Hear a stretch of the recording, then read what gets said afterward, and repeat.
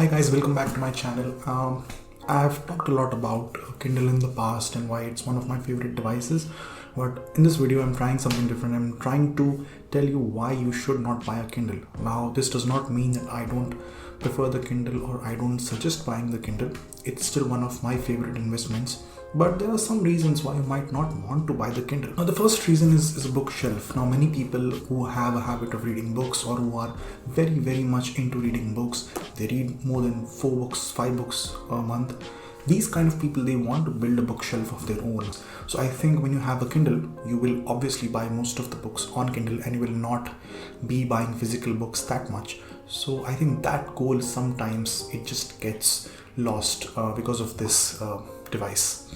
The second reason I would say that you might not want to buy a Kindle is obviously you will not buy physical books when you buy the Kindle, and there is a certain feeling, there is a certain feel-good feeling about reading physical books. The feeling of keeping a book on your own, making the book your own, picking it up and actually reading it. There is no better feeling than that. These days we are so much into our houses, we just lean into our phones, we have screens everywhere around us, that the feeling of picking up an actual book is something which is extraordinary. You just enjoy doing that, and when you have a Kindle you will not do that obviously.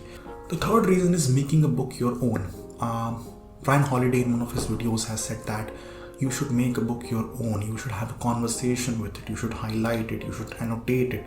You should write on it. When you do that, you get the most out of a book. When you read non-fiction books, if you have a conversation with the author, you get the most out of it. And that will only happen when you annotate your books, when you write down on them, when you put your thoughts on the books as well. That's simply not possible in a Kindle. You can obviously highlight things and note down stuff, but that's about it. And the last reason I would say is one of the most important reasons is getting away from screens. Again, in the same video, Ryan Holiday had mentioned that we are surrounded by screens. Our mobile phones, our laptops, tablets, even when we go out, we are surrounded by screens with advertisements.